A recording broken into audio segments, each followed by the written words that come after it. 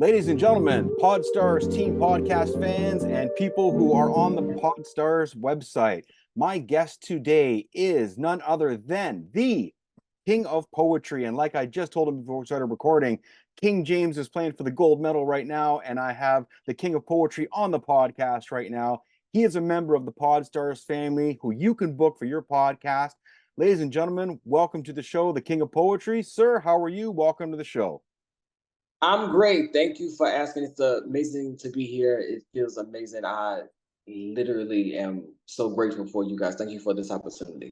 Oh man, I guess my first question out of the gate is, how did you find Podstarz? Because I don't remember us ever having any sort of communication. So how did you find us? We've never had communication like this. No, I have been, I want to say, a part of Podstarz for like the last, what, 2 years?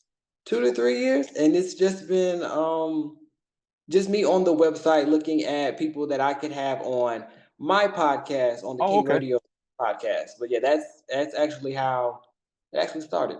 Okay, all right. So how's it going with your podcast? What's the name of it? What's the ski what's the show basis? So my podcast is called King Radio. You can find it on YouTube. You can find it on Instagram. I do little sessions on Twitter as well. But I mean, it's basically just discussing the art of poetry and just other forms of art. So not specifically for poetry, but it starts with poetry for me. So yes. And how long you been doing it? Like how like for me, I started my podcast in the first wave of the pandemic. So I started off hard. I was doing two shows a week, and then I figured out I burned out quick. So I had to slow it down, and I had to shut it down after a while because I couldn't keep up. So how long you been doing it? You experienced any of that same thing? So yes, I actually beginning of COVID, I was in the middle of a poetry tour. So when COVID dropped, I had to stop doing the in-person shows and everything like that and decided, well, we can just do it virtually. And that's how we came with King Radio. Name actually came from Queen Radio. Nicki Minaj did her little thing with that. And I just did a spin on it and started performing poetry, inviting other poets. Then it became other artists wanted to come on and promote their music, their type of thing. So it's just been great. And that's just how we saw. I think it was what 20 season 3 now. So we are what 22, 20, 21. Yeah, 21 was when we started.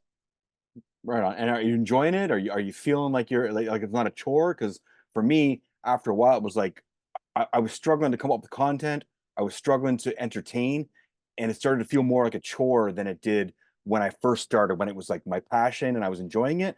And that's why I initially just threw in the towel because I felt like I wasn't giving myself to the show anymore. So I shut it down.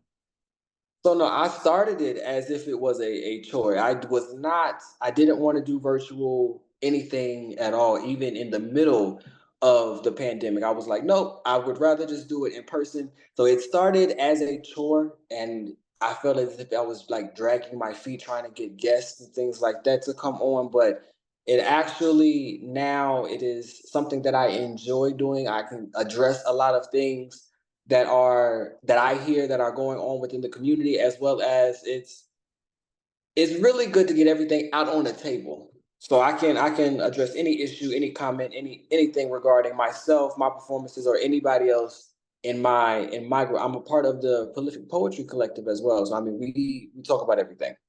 So you really enjoy having a platform where you can speak to anything that's going on, whether it be like current events or your appearances. I mean, having a platform with social media like a YouTube show, podcast. I Yeah.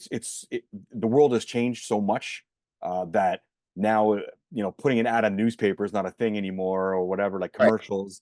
But podcasting, YouTube, that's where it's at. TikTok, all that stuff. So um, You got to stick with the times. Stick with the time because I went to school for mass communications and journalism and things like that. So I'm used to just writing articles and things like that. But at this moment in time, it's 2024. People are not. They don't have the attention span for that. Yeah, I hate that. That like it's got to be now, now, now. Everything Right. Netflix, you got to binge watch everything. Uber Eats, it's got to be at my door in 5 minutes. Like Yes. the art of like actually letting a story play out for itself, I think is kind of getting lost in the weeds at this point. And that's sad, man. I hope we can bring it back somehow. I don't know how, but Exactly. It's been a struggle, but I mean, even with social media now, a lot of people are not wanting to be on social media as much as they previously used to. So I mean, it's been kind of difficult trying to figure out new ways to keep people engaged. But I mean, it's not that difficult when you're talking about what people actually want to hear and they actually understand your point of view and where you're coming from. It draws crowds. Yeah, I think the social media thing. I mean, I was just talking to my last guest, Collida Music, or sorry, Kelda Music. We were actually bringing up Nicki Minaj too, so it's funny that you bring up Nicki as well. 2 days in a row, that's crazy. But we were talking about how toxic Twitter is. Like you could form, you could put out an opinion saying like it's a beautiful day and the clouds are beautiful, and then someone will just attack you and like, oh, those clouds Yeah. are horrible. You're stupid. Like it's a horrible.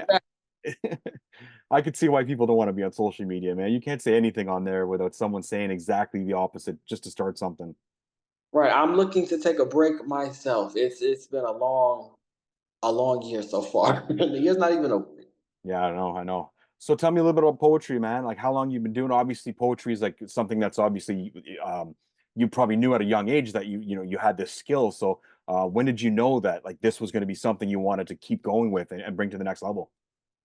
So I actually started writing in high school, middle school and high school, took a break, came back really, really hard with poetry, um, early college.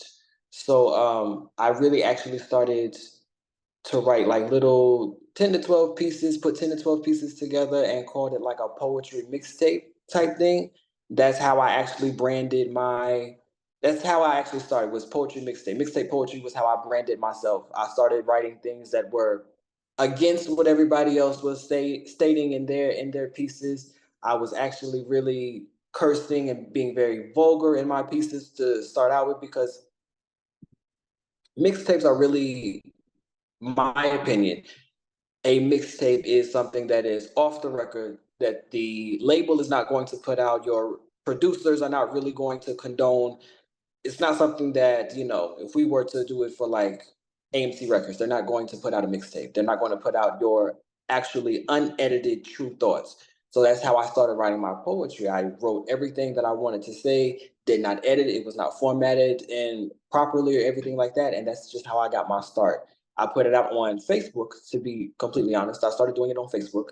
And then I got a bunch of messages and DMs asking me to actually come out and perform to different places. So Charlotte, North Carolina was where I actually started performing poetry in person.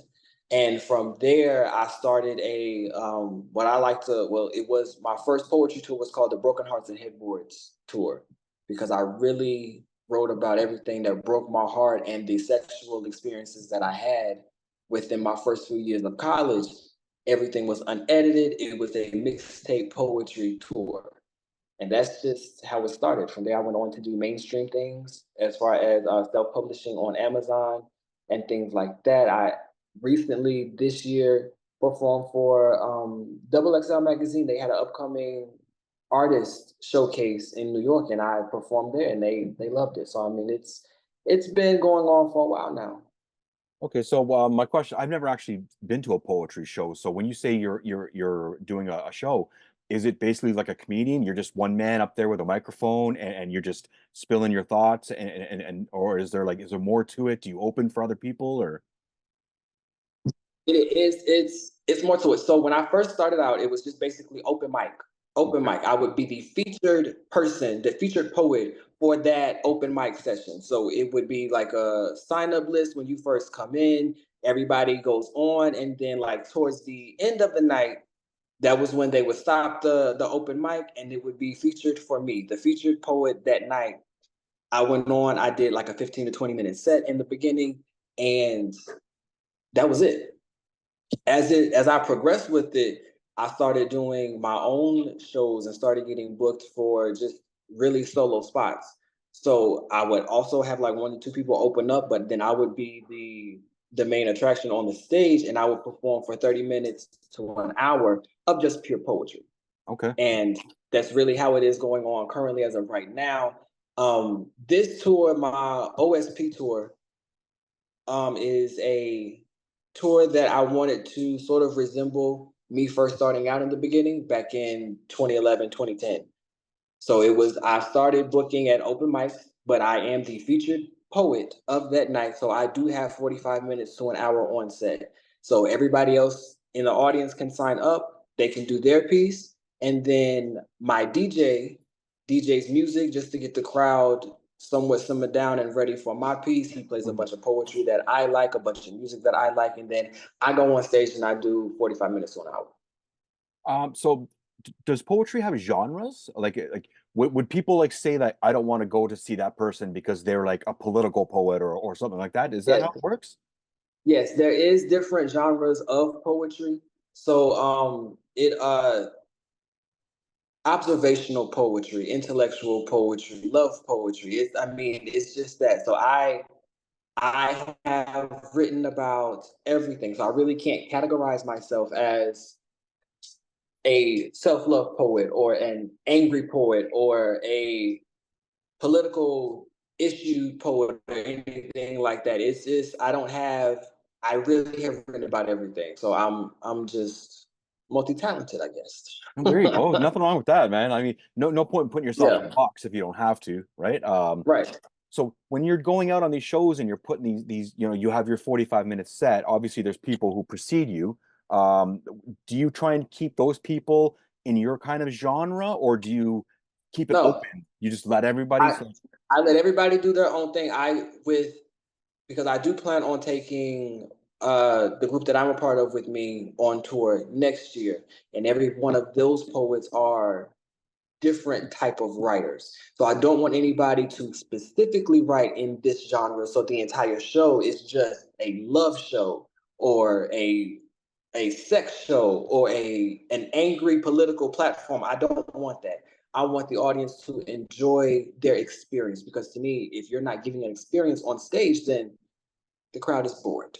What are they there for?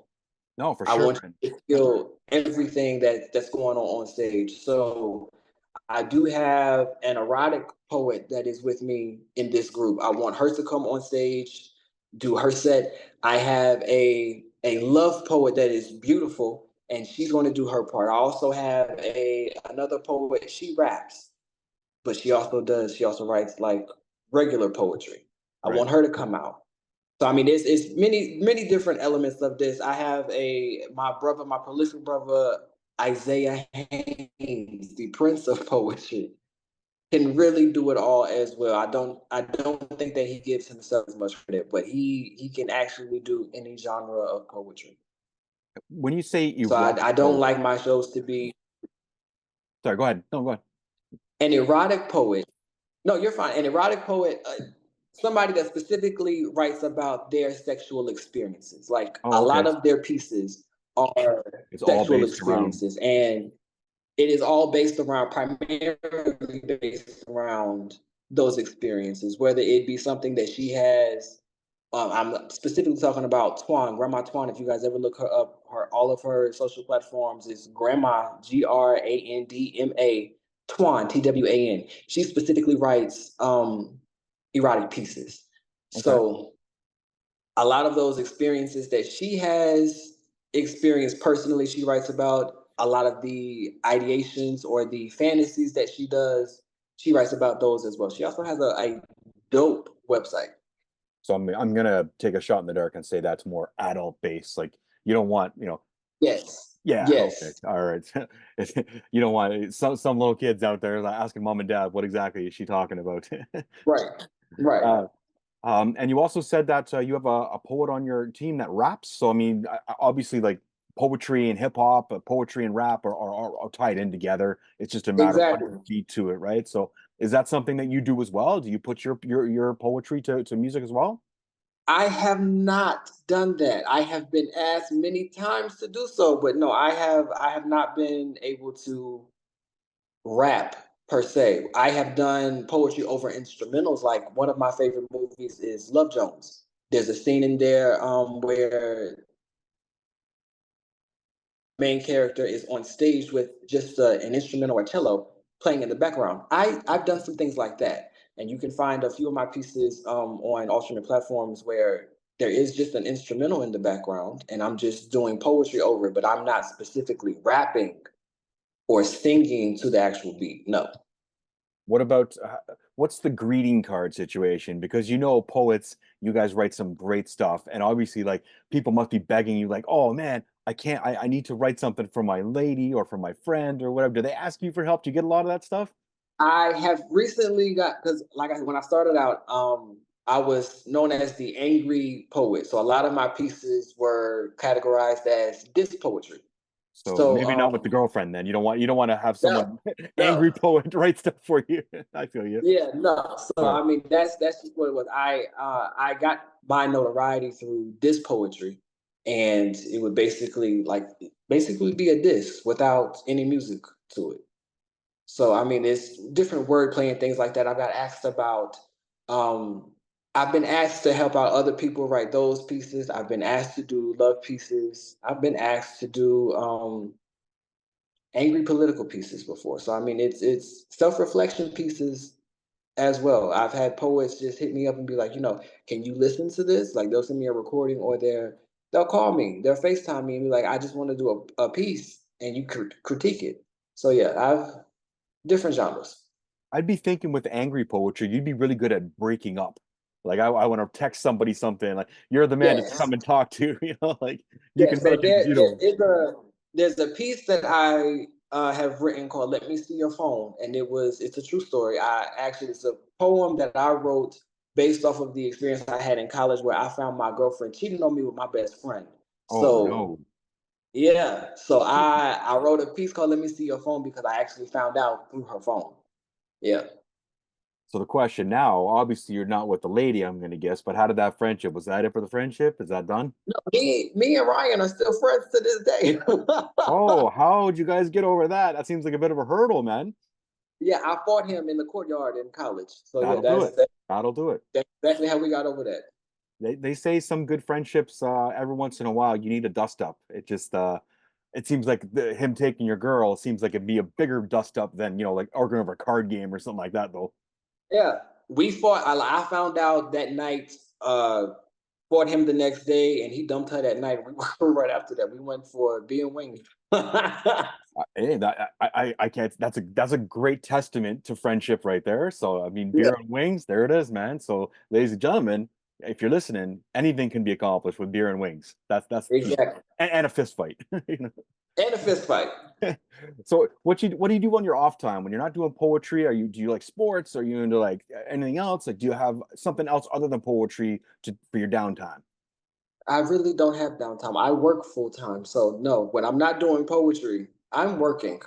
Okay. I have a real 9 to 5 job, so I mean, it's not saying poetry is not a 9 to 5 because it actually is. Um, I would prefer if to do poetry full time, but in the scenario that we're in currently with the economy and whatever, I'm a social worker. Oh, okay. Right on. You need Yeah, those, man. Especially nowadays, people are in desperate need of help, and like sometimes social workers. I'm guessing your plate's pretty full at work. I would assume. it is. I'm a social worker for a retirement home, so Oh, okay. So that's a little I different. Okay. deal with elderly people all day, every week. You must be a very patient man, my friend. I try to be. That's it. I don't have that quality. I knew from very on that social work, that kind of thing. I didn't have the patience for it. So I give full credit to people who had could because we need people like you. We really do. So good for you, man. Kudos to you. Appreciate you. So you were also saying that you have guests on your podcast. Are you talking like musicians and poetry? Is it a mix of everything? Yes. Do you ever go off the board? I um I went off the board one time and invited a DJ Okay. on the show. But yeah, it's really just artists. I like to promote artistry, not just specifically poetry, but any form of art. Is there everybody is allowed on the show, even if your opinions I don't agree with. I really do want you to whatever you have to say, whatever it is that you're feeling, I want you to promote yourself. I'm all about self promotion because when I first started out, that's really how I started with self promoting myself. I did not have a management group, I didn't have a whole crew behind me. My fan base was very small. I promoted myself. Everything that I have today is really based off of my self work. So yeah, that's just what it is. And you said like the angry poetry was where you started. Have Yeah. you have you kind of transitioned out of that because you seem the furthest thing from angry? I um I've transitioned away from it because you can't stay an angry person entirely. You just No, can't. it'll kill you. You can't. So I mean it's I still do write angry poetry, but I also, because I've dabbled in other genres, this is how I started the actual brand. So everybody doesn't want to hear a pissed off person the entire time. Then you get categorized and you Sure. can't do that. So yeah. As of right now, I am on the OSP tour, the Over Some Pussy tour. So this is basically, I rebranded my first book, my first poetry mixtape, and rebranded it as an entire book. So the book came out last year, and we started the tour in January. And this book is basically over all of my previous relationships and my marriage, my previous marriage. Okay. So yeah. There's some angry poetry in there. There's some love poetry in there. There's some erotic pieces that I perform on stage. It's just everything. It's everything. A lot of self-reflection. I can say there is a lot of self-reflective pieces where I actually had to sit down and be like, do you really think what you was doing was correct Hmm. in that situation? So yeah, it's yeah. So if you were to categorize yourself, or maybe not category, if you were to say like the end game for me as a professional poet is to, how would you answer that question? The end game for me, hmm, great question. The end game for me, I want to be a boss. So I want to have multiple streams of income within this range. I do want to start a publishing company for other artists like myself, other artists that I actually, you know, agree with on certain things. I don't want anybody to feel as if like they don't have a voice. Okay. So I want to be able to provide a platform for people that don't necessarily feel that they have a voice. So I would start a publishing company. I would be a complete CEO of a business that starts a publishing company, a radio show, a production company, things like that. I think that would be the end goal for me. So it sounds like you almost kind of want to bring poetry to the mainstream because a lot Yeah. of people don't do know poetry exists, obviously. It's not one of those things that's everywhere. Like you really have to like for me, I watch America's Got Talent with my family, and I think it was 2 years ago there was a poet on there who he either won the show or came close to winning the show.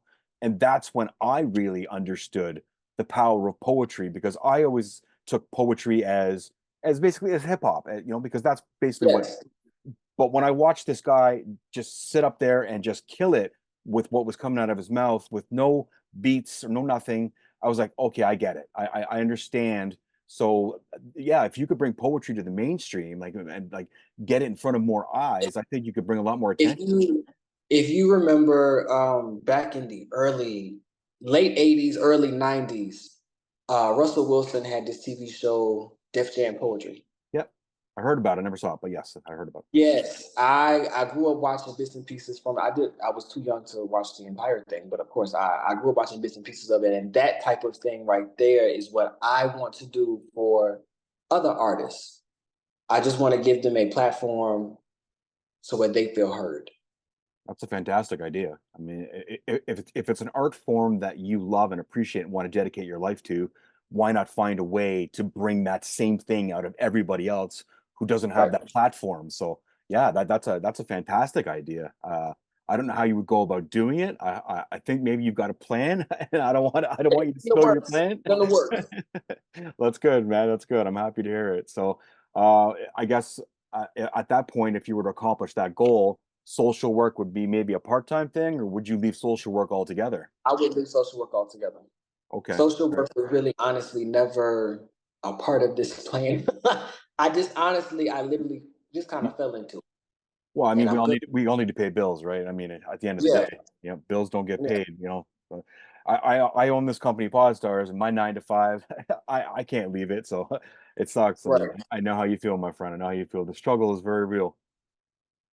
Yeah, but I really just fell into my lap, and I've done it for like the last 4 to 5 years, and it's a great career. It is a great career. So yeah, I would the if I have to do this going forward, then I will. But this is not the end goal for me. I'm in the same boat, my friend. Same boat, same boat. So tell everybody where they can find you, how to buy tickets. So they just go on your website. Is there a Ticketmaster link? Tell us a little bit more about that. Okay, so I actually have 5 shows left on this tour. So you can get all of these except for two. Two of the last five you have to pay for, but the rest of the shows on this tour is just an RSVP link, and you can find it on my website, Sean Welch Official, SeanWelchOfficial.com, or you can find me on Instagram, Sean Welch Unwritten. I'm on Twitter. What is my Twitter name? What is my Twitter name? Sean Welch Writes. That's it. Yeah. But yeah, all of my ticket information, all of the merchandise, all of my, like I said, I'm on streaming platforms as well. So iTunes, Spotify, everything. You can find all of that on my website. I'm on YouTube. You can find it all on YouTube as well. I think that would be the best way to find you, YouTube, because you could see the connection. And like, I personally I like to watch people perform their art. So I mean, yeah, I think YouTube would be a fantastic venue or avenue to find you. That'd be fantastic. Yes. All right, so ladies and gentlemen, there you go. The King of Poetry has been a guest on the Podstarz Team podcast. He's giving you the links. You know how to find him. Reach out to him, check his podcast out, check his poetry out, and book him for your podcast on the podstarz.net website. Yes. Thank you. I appreciate you guys. Thank you so much. Shout out to my fan base is called The Kingdom. The Kingdom. I love you guys so much. Thank you for supporting me. Thank you, Jack Daniels. It's been amazing. No problem. Hey, that's great. Jack Daniels the liquor, are we talking? Or Jack Daniels, is that a person? Yes, Jack Daniels, the actual the liquor. I have been portraying my love for Jack Daniels so long within my poetry as well as on stage.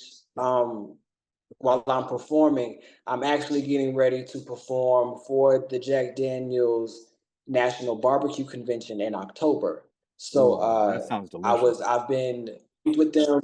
Yeah. Yeah, so I'm performing for them in October. I was just recently scheduled to perform for the Jack Daniels Tennessee Honey. They do a arts, beats, and lyrics event all over the U.S. where painters come in, musicians come in, poets come in, and all of their artists everywhere. So yeah, I've been kind of bundled with Jack Daniels for like the last few months, and I've been very, very happy with this collaboration. This is like a dream come true for me. Oh, that's awesome, man. Congratulations. Thank you. All right, ladies and gentlemen, thank you for being here, my friend. And we will talk again in the future. Good luck, and hopefully we get some people pushed your way, and we get you some more promotion, and we introduce a lot more people to the art of poetry. Thank you. I look forward to it. I appreciate you guys. All right, thank you very much. And that's all, my friends. We'll see you on the next episode of the Podstarz Team Podcast. Bye for now.